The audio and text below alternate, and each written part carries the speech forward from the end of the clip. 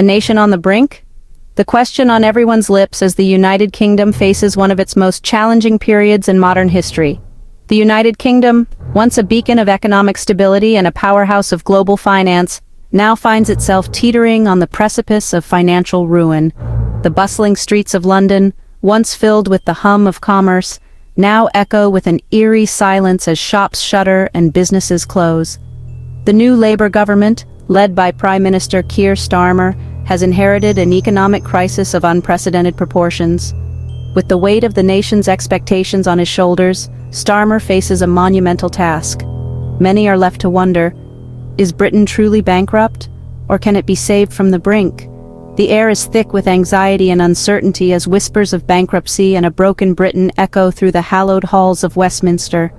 Politicians engage in heated debates, each with their own vision of how to navigate these treacherous waters, while outside anxious crowds gather, hoping for a glimmer of hope. The new government's stark warnings paint a grim picture of the nation's financial health. News anchors relay the dire updates and citizens watch with bated breath, their faces etched with worry and concern. The world too watches closely, aware that the fate of the UK could have far-reaching implications. The future, it seems, hangs precariously in the balance. As the lights flicker over London, the nation stands at a crossroads. Will it find a way to restore its former glory, or will it succumb to the pressures that threaten to tear it apart? Only time will tell. Starmer's bombshell. Is Britain bankrupt? This question has been on the minds of many ever since the shocking announcement. In a move that sent shockwaves through the nation, Prime Minister Starmer declared that his government had inherited a bankrupt and broken country.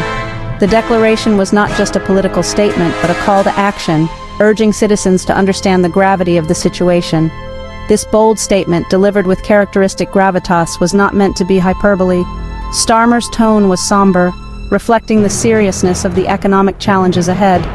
It was a stark assessment of the dire economic reality facing the UK. The country is grappling with high unemployment rates, a struggling healthcare system, and businesses on the brink of closure. Starmer's words were carefully chosen, designed to jolt the public into confronting the gravity of the situation. He emphasized the need for immediate and decisive action to prevent further economic decline. He accused the previous Conservative government of economic mismanagement on a colossal scale, leading to a perilous state of affairs. According to Starmer, years of poor fiscal policies and lack of foresight have left the nation in a precarious position.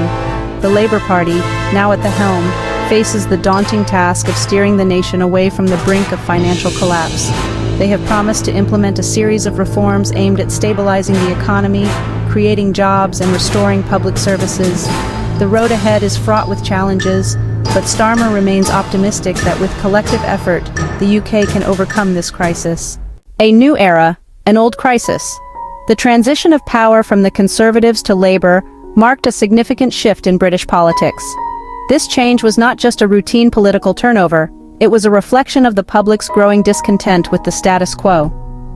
After years of Conservative rule, the electorate opted for change, hoping for a brighter economic future.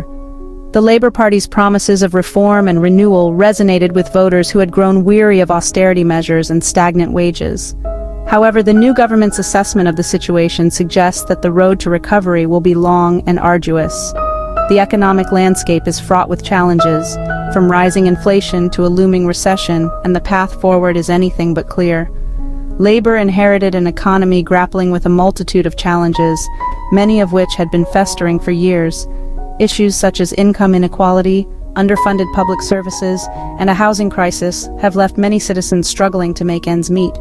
The warning signs were evident, but the previous government's policies, according to Starmer, only exacerbated the problems. Critics argue that years of neglect and mismanagement have left the country in a precarious position. The new administration now faces the unenviable task of cleaning up the mess left behind. They must navigate a complex web of economic and social issues, all while trying to restore public trust and confidence in the government.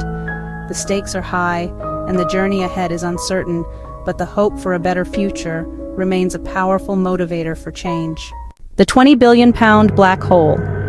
At the heart of the UK's financial woes lies a staggering £20 billion shortfall in public finances. This gaping hole in the nation's coffers represents the stark reality of years of underfunding and economic mismanagement.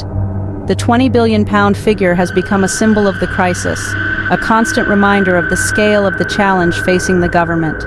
This shortfall will have far-reaching consequences, impacting essential public services and the overall quality of life for Britons.